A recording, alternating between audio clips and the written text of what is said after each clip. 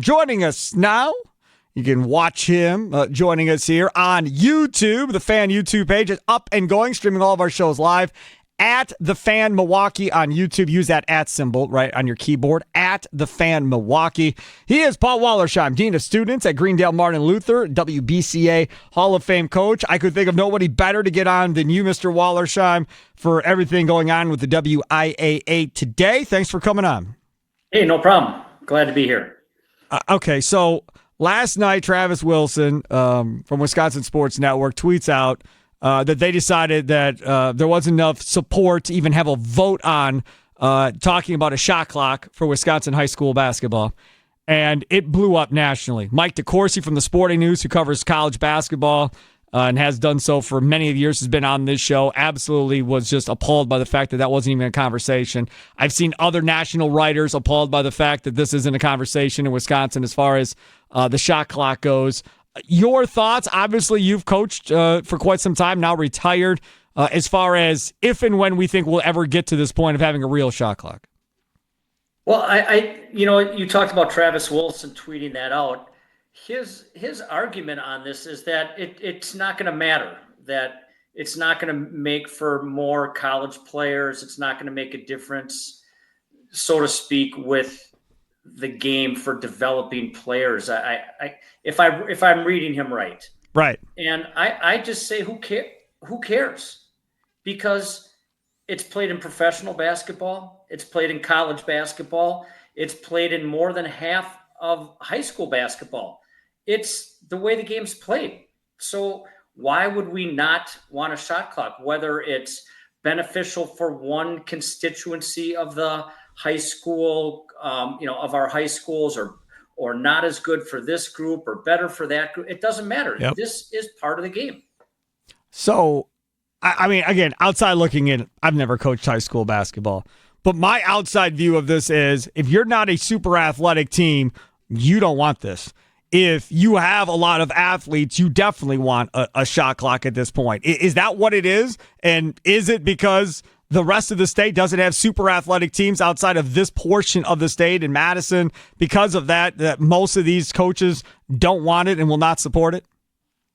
I think I think that's the idea. That's the idea, that somehow teams that are disciplined and not as good and want to spread the court out and hold the ball. But in reality, that it just doesn't happen. Even when teams spread the court out and try to create tempo by limiting possessions during the game, if you had a 40-second shot clock, it's almost every team shoots within 40 seconds, whether they're up tempo or slow tempo. 40 seconds is a lot of time to run offense. So I don't think it affects it. I think where it makes the biggest difference and makes the most sense is end of games where a really good team with lots of talent can spread the court with great guards and hold the ball with a 6-point lead with 5 minutes to go in the game.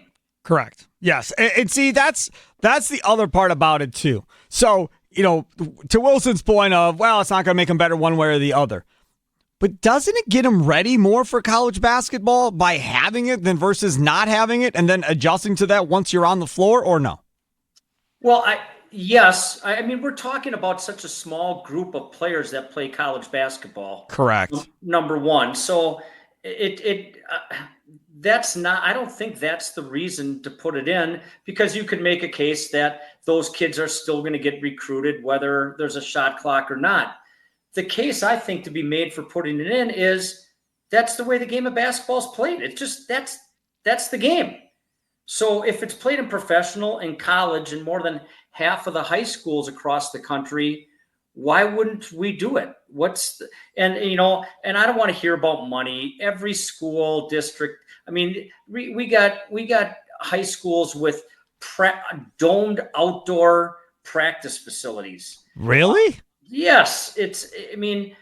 For football and for football, right? Yeah. For football and softball. Yeah.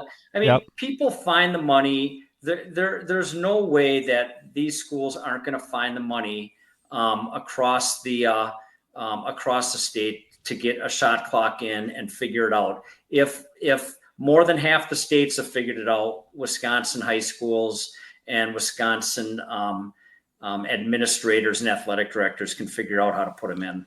I agree. Paul Wollersheim, Dean of Students at Greendale Martin Luther, WBCA Hall of Fame coach. Again, we're streaming this live right now on YouTube at The Fan Milwaukee. On YouTube, use that @ The Fan Milwaukee, or you can stream us live on the Odyssey app, AUDACY, or at thefanmilwaukee.com as he joins us here on Wisconsin Sports Daily, served up by Wendy's. Some of the other things that didn't get to the point of being voted on was releasing playoff seeds and brackets a week later than it does currently. Would you be for or against that?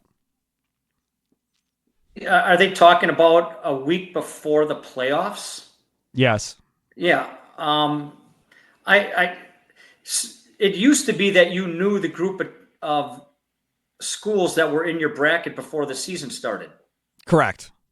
And so if it means that they get better pairings and more equitable seedings, I would be for that. For that. And then the other thing that didn't get voted on was expanding the state tournament as well. Now, I don't know how many teams they want to necessarily expand this to, but there's all this talk about the NCAA tournament expanding as well. I'm completely against that. From a high school standpoint, does this need to have more teams involved in your mind? I think it's fine the way it is. They're talking about, I think they do, there's 5 divisions right now with 4 teams each. I think it was a mistake. I don't know how many years ago when they went to 5 divisions from 4. Our state isn't that big to have 5 divisions. Right. So it's removed a little bit of competitive. I think the Division I is watered down because of that. There's not that many teams in the Division I to keep it where it used to be 8-4-4-4. Now it's 4 in all 5 divisions. There's talk about going to 8 teams in all 5 divisions. I think that could be done, but I'm okay with it with 4 teams in each division right now at state. Okay. The one thing that was approved was electronic seating will be based on, because they're going to have electronic seating apparently now.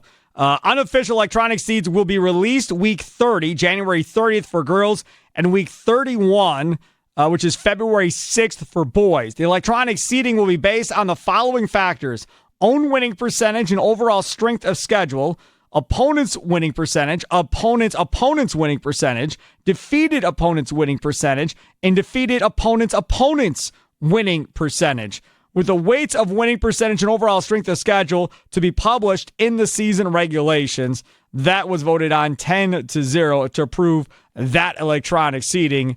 Your thoughts? It makes a lot of sense. I would have thought that would have been part of the electronic seating process from the beginning.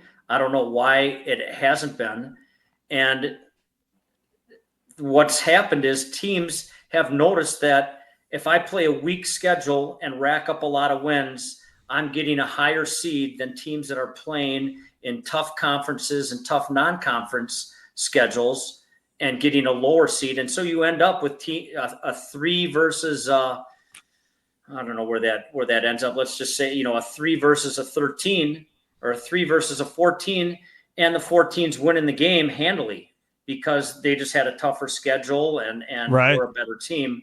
So I like the idea of publishing it early, because every once in a while you see some kind of quirk in the seeding where it's like, how does this even make sense? And I feel like it's too late when they do it, when it's got to get published immediately. So putting it out there early so they can kind of look at it and try to make some sense of it makes sense. And to have it first on strength of schedule is exactly the way it should be done and should have been done previously.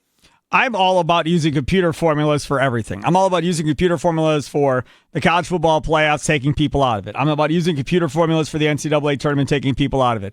I will say this, though. Years ago, when Mike McGivern was nice enough to let me go check out and hang out at a seating meeting with all these coaches arguing about where everybody should be seated and so forth, it was very highly entertaining to me, Coach. It was highly, highly entertaining. And I'm sure you probably have legendary stories about stuff that happened in seating meetings along the way. Yeah, I mean, over the years, I I heard of all those stories too. I wasn't as much a part of the. Mine were all pretty matter of fact that I was. Yeah, because you were always the best. Yeah, you're the one seed. Oh, sounds good. I'll go home now. You all can fight about the rest yourself. Yes. Yeah, that was a little bit of, especially when I was at Dominican. Yes. But I heard legendary stories from other Hall of Fame coaches that would go to those meetings and just say, "This is our seed. I don't care." And I've also heard stories about guys that manipulate, and I'm going to vote this guy in at the 12 seed because teamwork. I do that. So I just don't know how much that happened, and if the solution has been better than what it used to be.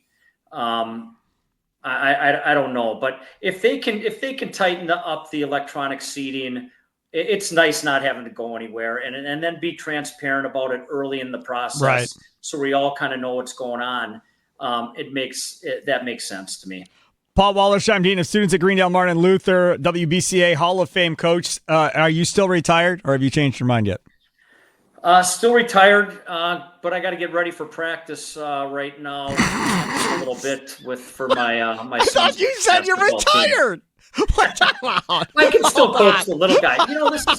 This is I can still coach the kids.